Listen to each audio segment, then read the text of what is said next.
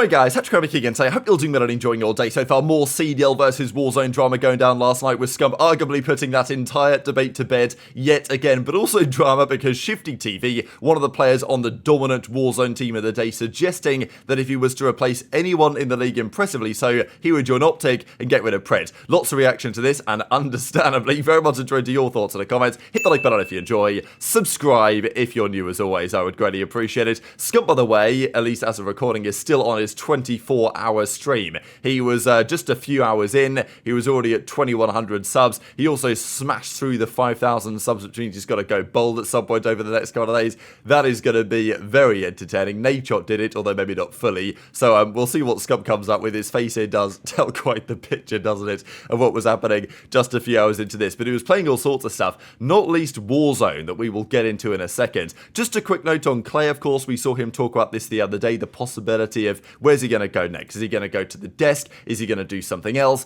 Is it possible that he even makes the transition the other way to Warzone? We talked about this with a number of players on what might happen with, let's say, XDefiant, or even with Warzone back in the day. A couple of years ago, it was quite a big talking point. You know, players might retire and go play competitive Warzone or something.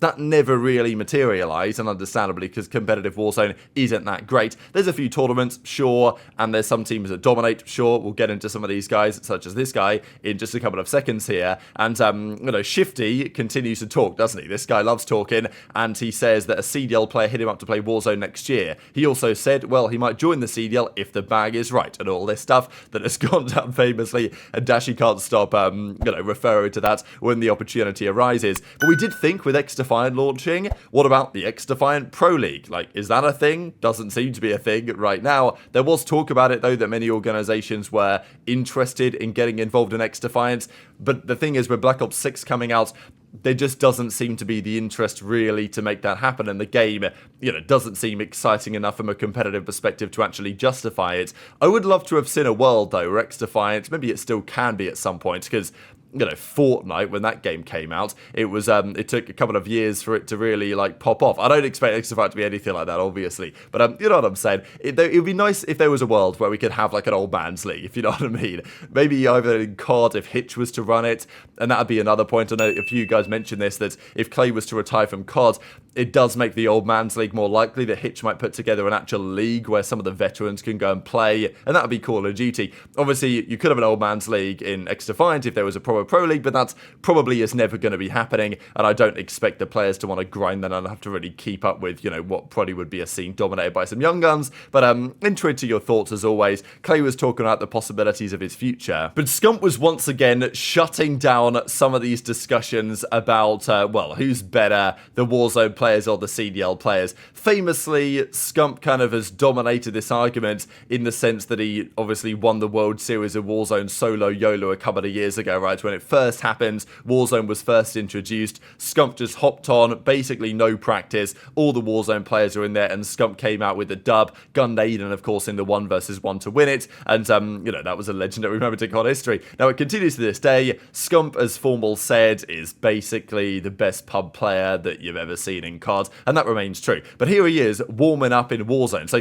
pretty much what's happening here is lots of the Warzone guys are trying to warm up for their World Series of Warzone solo YOLO type stuff, and Scump's not playing in that, but he's in there, in the lobbies, dropping nukes again and again. So he drops one, he then drops another one, back to back, and then drops 3 nukes in a row. So, you know, just wanted to share a couple of clips of this, because it's absolutely legendary stuff here from Scump, and just completely annihilating the opposition and showing why, you know, there's levels to this game. There really is. Got the set. I'm trying to drop quickly. Knocked him. Nice.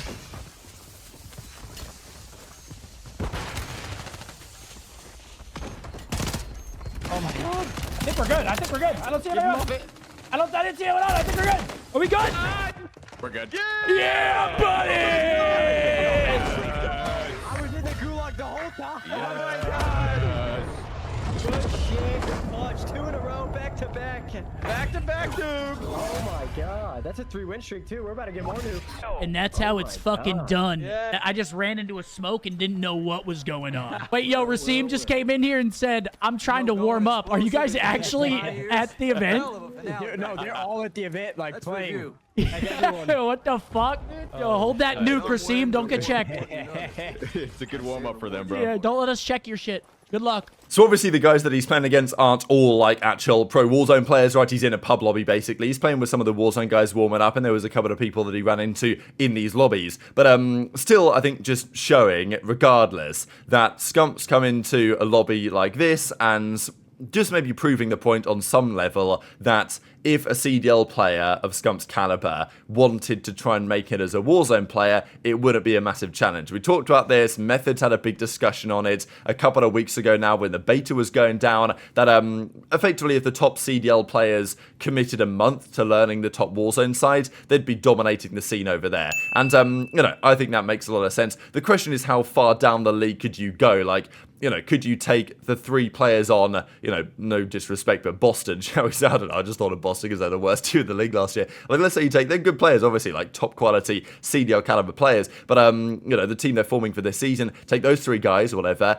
and you run them up, grinding out Warzone. Would they be dominating all the Warzone tournaments? Would, you know, top Challengers players be dominating all the Warzone tournaments? It depends. I mean, obviously, the likes of Biffle, incredibly good player, and equally very experienced in Warzone, so it works both ways. The question is, can a player actually make it work the other way around? And this is when you've got to wonder, is this guy delusional? Is he just doing it for impressions? Or does this guy really think this is actually possible, right? So the World Series of Warzone is coming up. The Global Final, of course, they ran the solo YOLO. And we're going to figure out what's going to happen today, I imagine, with whether these guys can win again. They're representing Team Falcons now, of course. They won the World Cup for Warzone not that long ago. And they pretty much ran circles around anyone. That's Hisoka in the center, Biffle on the left-hand side, and then Shifty on the right-hand side. And, you know, when they won the World Series of Warzone before, and Shifty was making the statement of, well, maybe I will come to the CDL if the bag is right. Now, I totally get it for these guys why they don't. I mean, obviously, as Repulse even mentioned himself before, the likes of Biffle potentially have received a CDL offer at some point. There's been some speculation whether that was actually true or not. But it makes sense for these guys to do what they do. Like, I don't hold it against them at all. Like, they can win a crazy bag, play in Warzone all the time, and absolutely cook it.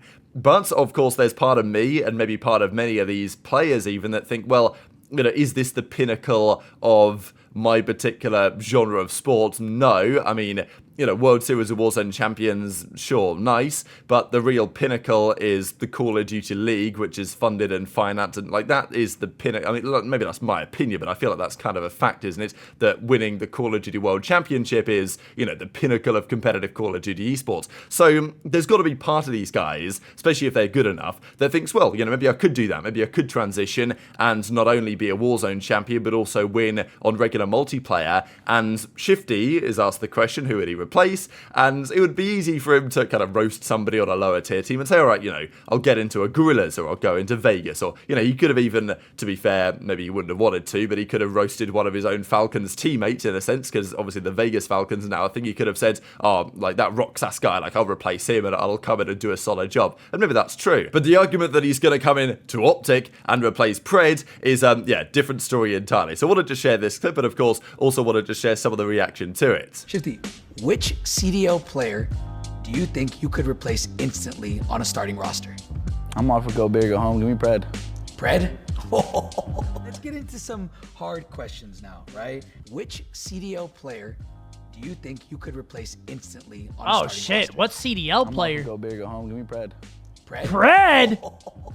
Damn, AG! Give me champ. Oh, this is Yo, going what the fuck? Okay. So Crowder does not seem especially convinced that this is going to be a good idea or is actually going to work at all. And, you know, he says it's crazy. Obviously, Scump gave his thoughts on the situation as well. I wonder what some of the other guys, you know, would say to this conversation. But we know what this Shifty guy tends to be like. So it's just an interesting discussion. And as Ronnie goes on to say, these guys losing this event would be the greatest thing ever, right? Because they're just riling up more of the drama, the controversy, aren't they? I do want to see, when the game drops here in Black Ops 6, a bit more CDL versus Warzone stuff. Because we talk about it quite often here on the channel. It's a constant drama. Sometimes I get fed up of talking about it, but then you get stuff like this, and it's all still rather entertaining because you've got Scump dominating on one side. You've got, you know, one of the most confident Warzone pros, shall we say, saying that he would step in for Pred, no problems at all, and basically that team would be the same or better with him on the roster and all this. Of course, the team that literally just won the World Championship, so sounds like a bit of a tall order to me. But, you know, that's what they're going to talk about, and occasionally these dramas pop up. What I want to see is when the game launches that these boys actually do, maybe Zuma sets this up, Repulse sets this up. That's kind of how it's been. Zuma will say, hey, CDL pros, get in this lobby. Repulse will say, hey, Warzone pros, get in this lobby. And then they're going to try and run, hopefully, some sort of 3v3 or 4v4 hardpoint scrims. That would be ideal. The game, when it just launches, nobody knows the rotations, nobody knows the spawns, nobody knows the map's layouts. Because if you play Warzone, obviously the Warzone pros, they know everything about the game. They play it every single day. So they're going to have an advantage there. If you play, let's say right now you went back to Modern Warfare 3 and you played Rio Hardpoint, then obviously the CDL pros are going to have the advantage to play that game for a very long time.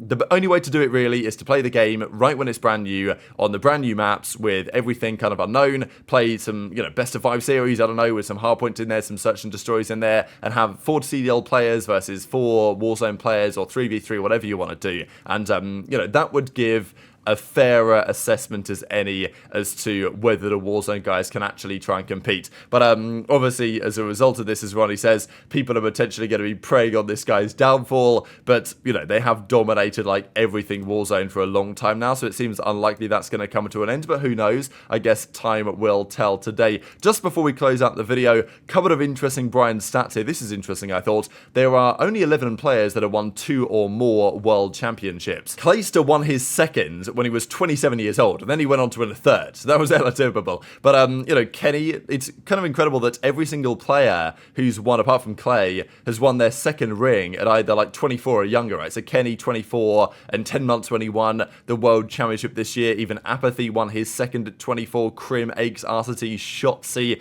But, the youngest are actually Karma, which makes, it's crazy to think that Karma was only 20 when he was a 2-time World Championship winner. But, that's true, because he won in Black Ops 2, and then he won in Ghost the very next year. Simp, though, does hold the record as the youngest player to ever win 2, and it's just going to be so hard to beat this, I think, on some level, because, you know, he was only, like, 18 when he won his first ring in Black Ops 4, then the next year he was 19 in Modern Warfare 19, they came seconds that year in the finals, then, of course, the year after when he was 20, he won the World Championship in Black Ops Cold War, and has not won one since then. You'd think eventually he's going to get to 3, maybe to 4, I don't know, and it's just very difficult for any other player to try and even get onto this list, let alone top exactly those type of achievements. But this is interesting to note. If Champs 2025 takes place before the 31st of July, which is likely based on what we saw this year, it does depend a bit on what happens with next year's Esports World Cup, whether they do it at the same time, whether they do it at a different time.